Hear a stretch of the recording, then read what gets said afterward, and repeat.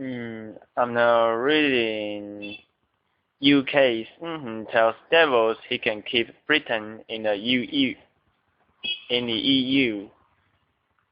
Prime Minister David said on Friday he was confident he could renegotiate Britain's relations with the European Union to allow it to remain in the 28-nation bloc. In some of his most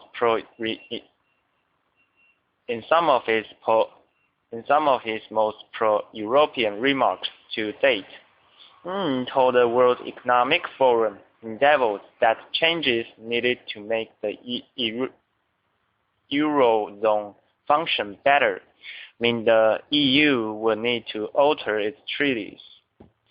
That would give Britain an opportunity to recalibrate its own relations with the EU. I'm confident that we'll have a successful renegotiation,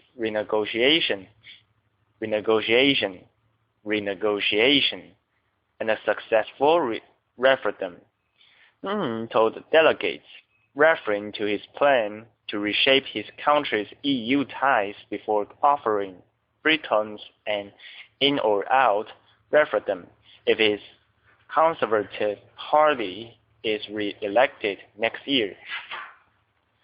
I'm confident this is doable, deliverable, and, as I said, winnable for Britain to stay in reformed European Union. Is under pressure from the anti-EU UK Independence Party, also known as UKIP, and from Eurosceptic lawmakers in his own party ahead of elections to the European Parliament in May and the national election next year. He is also mindful of public opinion, with recent polls showing a slim majority of Britons would vote to leave the EU if given the chance because they are fed up with what they see as its overbearing role in everyday life.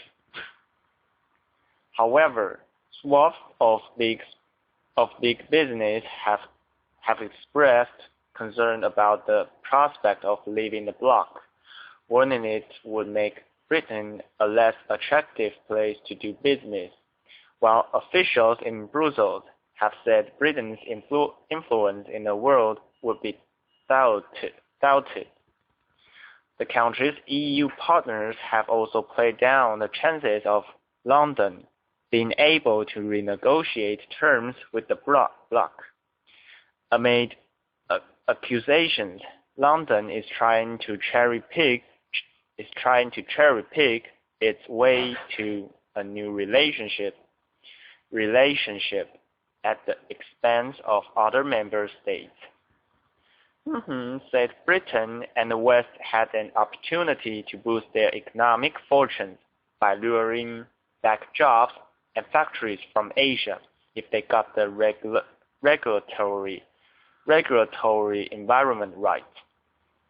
Rising costs in Asia and the need to react more quickly to changing consumer demands meant companies found the prospect of relocating jobs and services back to their home countries attractive, he said.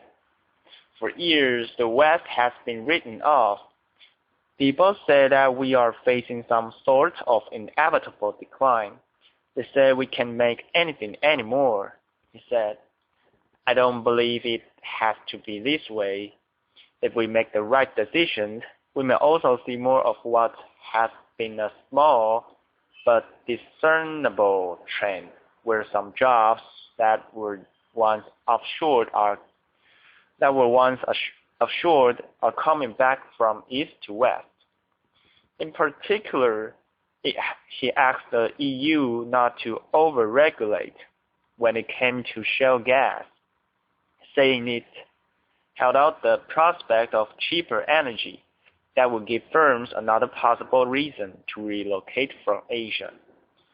A UK government push for shale gas development has met with strong opposition from local communities and environmentalists to the hydraulic fracturing process used to extract the gas.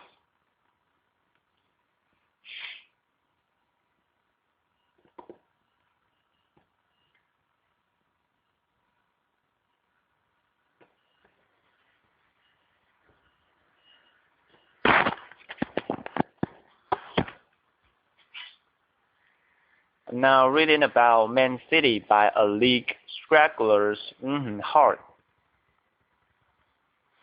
Big spending Premier League giants City have acquired struggling Australian league side Heart Football Federation Australia, also known as FFA, announced Thursday.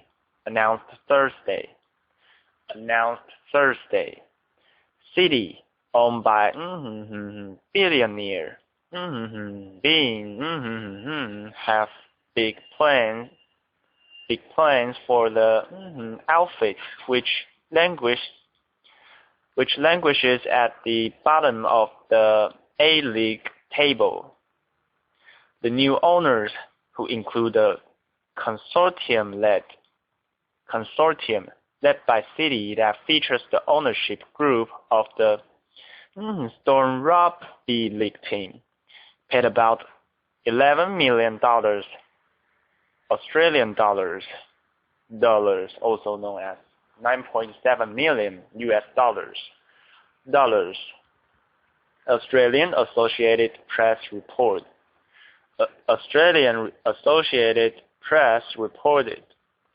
We are excited about the opportunity to make Heart one of the most successful football clubs in Australia and throughout the region, City CEO further said in a statement. We believe the strong sports culture of combined with the football and commercial expertise within our consortium will make for a powerful combination both on and off the pitch. The first thing we must do is take the time to listen and learn, and then to develop our strategy for strengthening the club over time. Bart Campbell, chairman of the holding company Heart Consortium Group, and also the Storm's chairman, added, "It is our shared ambition to replicate the model that City created with the New York Yankees around New York City FC, and for both organizations to benefit as a result. The Heart and Storm will remain separate entities." FFA Chief Executive David Gallup said the buyout was a huge vote of confidence in the future of the A-League. The arrangements we have approved will see City have an 80% share, said Gallup of discussions launched more than a year ago in New York. Football has moved into the mainstream of Australian sport and is ideally placed to benefit from the boom in football across Asia, he added. City and their Australian partners have made a strategic investment, and I welcome them to our growing competition. It's another sign that the world is taking notice of Australian football. Gallup said the consortium will bring a high level of expertise in football and sports business. In football and sports business matters, and that can only strengthen the Melbourne Heart and the A-League as a whole. The new owners are taking a long-term view of this investment, which fits perfectly with our strategy plans for the A-League and the growth trajectory of Australian football, he said. City's investment in the Heart follows it establishment of New York City Football Club in May 2013, which will enter Major League Soccer in the United States in the 2015 season.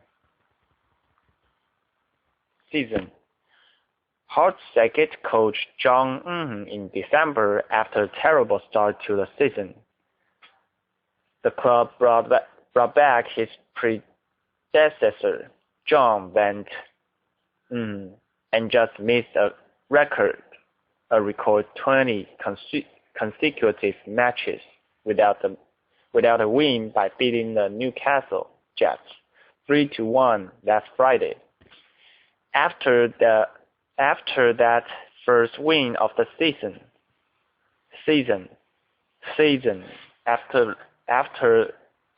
the first win of the season, Hart gave 8 points from 15 games, 9 points fewer than second from last ranked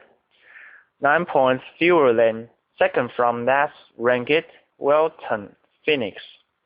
The new owner said there would not be any major announcements until mid 2014 out of respect for the coaching staff and players. I'm now reading Vatican. Pope may go to South Korea in August. Pope Francis may go to South Korea in August, 20 years after Pope John Paul Jr. last visited the Korean Peninsula. The Vatican spokesman, the Rev. Federico Labrador, said Wednesday that Francis has been invited to attend a meeting of young Asians in August, Catholics in August, and that a trip is under study. The regional version of the church's Global Youth Festival is scheduled for August 10th to 17th in Daejeon. Said the Vatican was also considering another papal trip to Asia, but not this year, to the Philippines and Sri Lanka. Francis told reporters that summer en route home from World Youth Day in Brazil that he wanted to go to Asia precisely because Pope Benedict never managed to get to the continent during his 8 years as Pope, aside from a quick trip to Turkey in 2006. Francis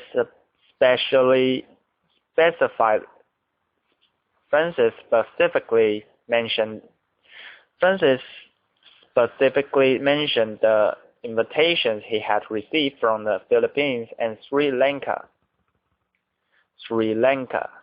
The globe-trotting John Paul made several trips to Asia during his quarter-century papacy.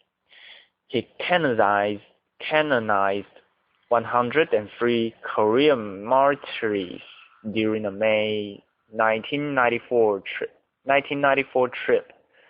A May 1994 trip to South Korea that kicked off. 1994 trip to South Korea that kicked off a 10-day odyssey, which included stops in Papua New Guinea, the Solomon Islands, and Thailand. Asked about other reports of possible papal travel, said Francis had been invited to attend ceremonies in June to commemorate the 100th anniversary of the start of World War I, but that no decision had been made. He confirmed an invitation to visit, but said it didn't appear on the Pope's agenda at the stage.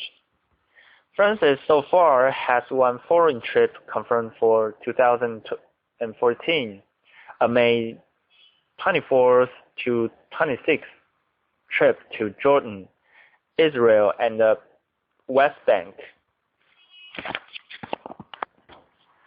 I'm now reading, why does an unpopular Congress win re-election? Look in the mirror. Just 13% of Americans, according to a Gallup poll released on Tuesday, pat Congress on the back and say, "Good job." It will thus be disgruntling for many voters to see most of the 435 members of the U.S. House of Representatives celebrate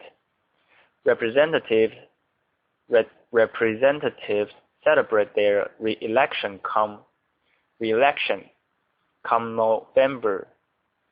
Indeed, historical House re-election rates hover around 90%, not dropping below 85% since at least 1964. How can a body so majorly disdained, at least recently, almost assuredly punch its ticket for another 2-year term? The answers, political scientists say, are complex. But if you need a simpler reason now,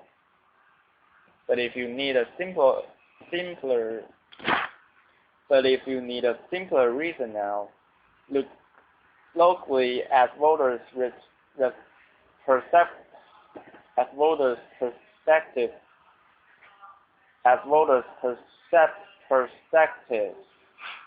Look locally at voters' perspective.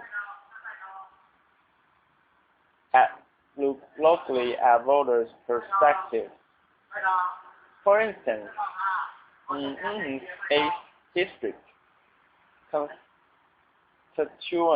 Constituent Charles Ray says his representative, Chris is among the few in an institution that seemed to be crowded by a few loud-mouthed bullies who seemed willing to swim against the tide. Meanwhile, in Illinois, 5th Wolf says of Mike Quilley, her House delegate, "My congressman gets my support because he is swimming upstream in a river with a non-cooperative current." There's something to that swimming metaphor. Voters across the country see their House member as a fish out of water, a heroic figure in struggle against an evil entity. It's almost Greek in its tragedy. There is something of a paradox in that Congress, as an institution, is deeply unpopular. Peter Hansen, a University of political science professor who studies polarization, tells Yahoo News, the people tend to like and respect their individual member of Congress. Tweet from Facebook. Blame political homogeny in House districts for the latter. Republican win consecutive districts, and Democrats win liberal ones. Know that, right? Well, it wasn't always that way in the mid-20th century. Both parties included a healthy number of conservatives and liberals. Hanson notes, conflicts were not necessarily partisan conflicts. They were ideological. The conflict didn't spread neatly along party lines. Today we're polarized, but not within our districts. So it's harder for Congress to get business done. Get nothing done? Get poor marks. Voter elect congressional members, Heian says, to do fantastic job representing their districts, not the country. The end result of that effort will be gridlock and frustration with Congress on the national level. He said, more simply, we perceive House politicians as doing their jobs locally but not nationally. That's simply the design of our system, Hanson says. It's the nature of a legislature to contain a variety of different interests that engage in loud, noisy conflict that, from the outside perspective, looks like nothing but bickering and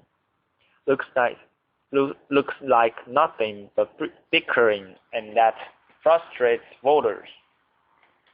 How frustrated are they?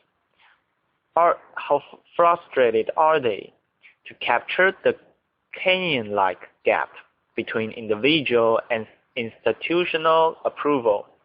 Yahoo News this month invited constituents to contrast their House representative with Congress and look toward November's midterm elections. Why do they like their officials but not those across district boundaries? Will they vote for their representative on November 4th? Here are some lightly edited experts we received from readers, with some Facebook response woven in. When 5 terms end, Tom Harkin announced he would not seek re-election in 2014. He listed a variety of reasons for his retirement. He said, "It just wasn't fun anymore. Congressmen used to lunch together and have a great camaraderie. But today, everyone, Harkin feels, is so consumed with other things." What other things? Harkin told the Washington Post, We are not there on Monday, and we're not there on Friday. Tuesday, we have our party caucuses. That is Wednesday and Thursday. And guess what? People are doing then. They're outraising money. In January, a PowerPoint presentation prepared by the Democratic Congressional Campaign Committee for Incoming Freshmen was leaked. In it, the group recommends that each representative spend 4 hours a day completing his or her code time in a 10-hour workday. That would mean spending 40% of one's time in Congress raising money for one political party. I never voted for Justin Amash to be my representative in 3rd District. I never could amash in a Republican. And I think the Democratic and Republican parties act more like criminal cartels. I really agree with him, but I'm okay with that. The young representative runs a Facebook page with nearly 79,000 followers. On it, he details every vote that he cast and provides an in-depth description of why he voted the way he did. Anyone that disagrees with his vote is welcome to start a discussion or engage in debate. You know, something Congress used to do. The actions and rhetoric of Tiny Cabell of Tea Party during the last 9 months of 2013 caused my attitude to plunge to an all-time low. I still have a lot of admiration of Van Hollen, and I'm almost certain to vote for him in 2014. He has been consistent in his support for rational control of firearm ownership in a country that has been plunged with gun violence on a depressingly regular basis. And unlike many of his colleagues in the House, he has called for an increase in taxes for the wealthiest individuals who control the lion's share of America's money. There are others in Congress who take their responsibility seriously. Unfortunately, in a body controlled by malcontents intent upon taking the country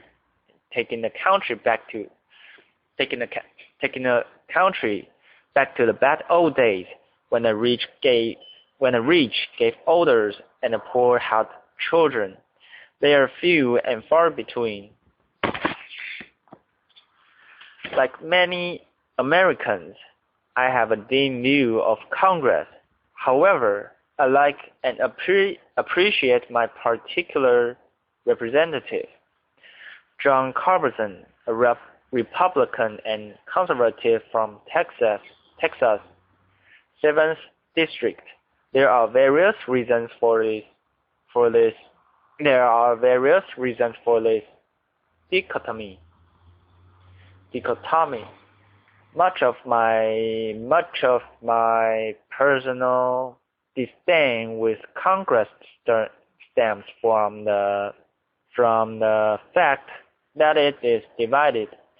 The House is run by Republicans, my own party affiliation, and the Senate by Democrats. This in turn has caused a pernicious thing called compromise. Perhaps the best way to fix Congress is to elect more people like Carberson in both the House and the Senate. I have been pleased to have voted for him for the 6 elections. He has been my congressman. Following the advice of the late Claire Boles that one should look at the candidates, examine the issues, and then vote a straight GOP ticket, which I shall likely do in 2014. My congressman, Rep. Mike Crilly of Illinois' 5th District, is a Democrat in a sea of Republicans who seem to have forgotten the purpose of Congress. It cannot force legislation of those politicians who refuse to legislate. In the case you think it's merely partisan hot air to blame the Republicans for the shutdown, check out the list of votes. Every single register who refused to fund the government by voting nay is a Republican. Not one of them should return to Congress, given the utter disdain for the constitutional process they showed during their attempt to repeal legislation through extra-constitutional means, using their government as a pawn. It's no coincidence that the record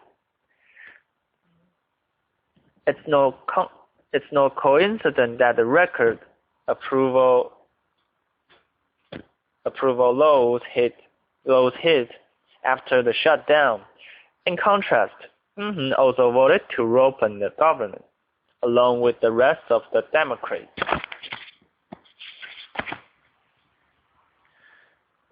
Duncan D. Hunter of California's 50th comes with a perfect political pedigree. He is the son of a career politician who served in Congress from 1981 to 2009. The son should be applauded for his service to the country as a Marine in Iraq and Afghanistan. He continues his service in the Marine Reserve.